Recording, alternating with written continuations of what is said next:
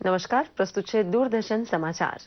પંજાબ અને ગોવામાં 4 ફેબ્રુઆરીએ થનાર મતદાન માટેના ચૂંટણી પ્રચારનો આજે અંતિમ દિવસ છે। સાંજે પ્રચાર પડઘમ બંધ થશે। બંને રાજ્યોમાં એક જ તબક્કામાં મતદાન થશે। આ રાજ્યોમાં તમામ રાજકીય પક્ષોના ઉમેદવારો મતદારોને આકર્ષવા અથાગ પ્રયત્નો કરી રહ્યા છે। રાજ્યની મહિલાઓ પણ આ ચૂંટણીમાં ઉત્સાહપૂર્વક ભાગ લઈ રહી છે।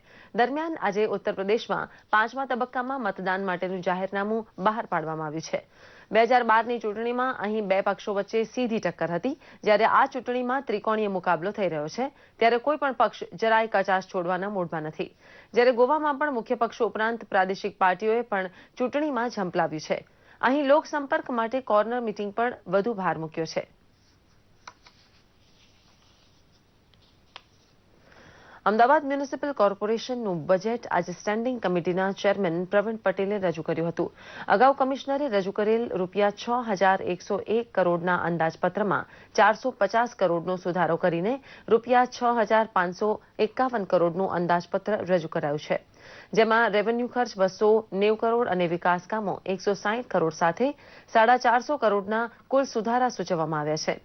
બજેટમાં મ્યુનિસિપલ પ્રોપર્ટી ટેક્સ તથા વાહન વેરાના દરો યથાવત રાખવામાં આવ્યા છે। ફ્લાયઓવર બ્રિજ, રેલવે ઓવરબ્રિજ માટે 18.50 કરોડ, ટ્રાફિક પ્રોજેક્ટ માટે 5 crore, community hall, party plot માટે 10 કરોડ ફાળવવામાં આવ્યા છે। આ ઉપરાંત વર્લ્ડ હેરિટેજ સિટી હેઠળ 1 કરોડ રૂપિયાની ફાળવણીનો પ્રસ્તાવ છે।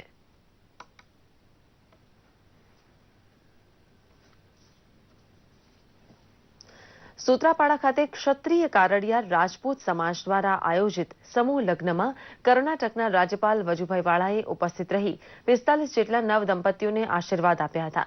રાજ્યપાલે સમાજના યુવાનોને શિક્ષણ પર ભાર મૂકવાની અપીલ કરી હતી।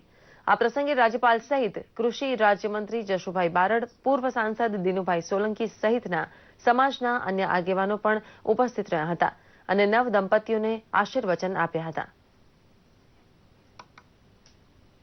સૌથી મોટો કારડિયા રાજપૂત સમાજનો જે રહેણાંક છે, એવા ઠેકાણે જ્યારે લગ્ન થાય ત્યારે વિશેષ અમારી ગામની જવાબદારી રહે છે। આજે ખેતીનું કામ, દુકાનો, વેપાર ધંધા તમામ 1 વાગ્યા સુધી તમામ સૂત્રાપાડા ગામમાં બંધ રહે છે। મંદિરો છે, ધર્મના મઠો છે, આ મઠાધીશો પણ એજ્યુકેશનની અંદર, આરોગ્યની અંદર કામ કરે છે અને અહીંયા તો આપણે ગામડે ગામ પરોપકારના કામ કરવા, એ નાનામાં નાનો ગામડામાં અભણ માણસ છે એ પણ પરોપકારનું કામ કરતા હોય છે। સમસ્ત હિન્દુસ્તાનમાં આપણી ભારતીય સંસ્કૃતિના સંસ્કાર એક છે, કામ કરવાની પદ્ધતિ અલગ અલગ હોય છે।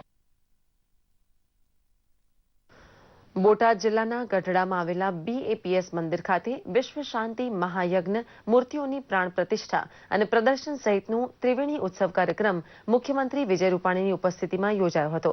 ગઢડાની ઐતિહાસિક માહિતી આપતા મુખ્યમંત્રીએ જણાવ્યું હતું કે ખેલા નદીને કાંઠે વસેલું તીર્થધામ ગઢપુર ભારતીય આધ્યાત્મિક ઇતિહાસનું એક અવિસ્મરણીય પૃષ્ઠ છે।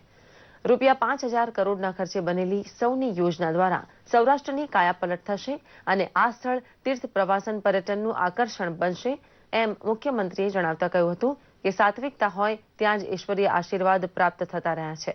આ પ્રસંગે શિક્ષણ મંત્રી ભૂપેન્દ્રસિંહ ચુડાસમા સહિત અન્ય મહાનુભાવો અને સંતો ઉપરાંત ભક્તો અને નગરજનો મોટી સંખ્યામાં ઉપસ્થિત રહ્યા હતા।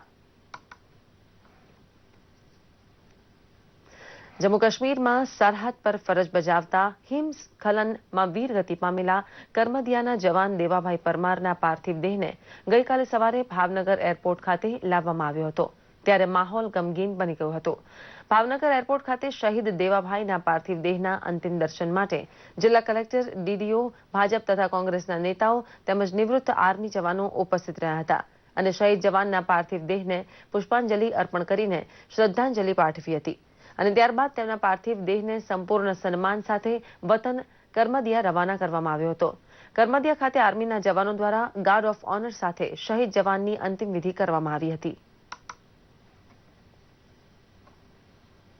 જમ્મુ કાશ્મીરમાં દેશ સેવા કરતા પંચમહાલના ઓરવાડા ગામના જવાન સુનિલ પટેલ પણ વીરગતિ પામ્યા હતા।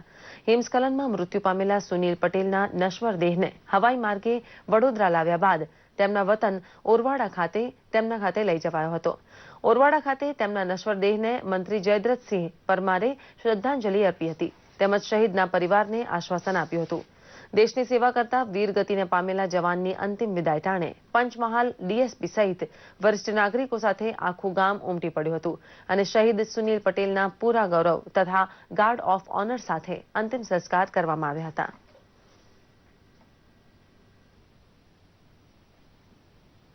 આ સાથે જ આ બુલેટિન અહીં સમાપ્ત કરીએ છીએ. નમસ્કાર.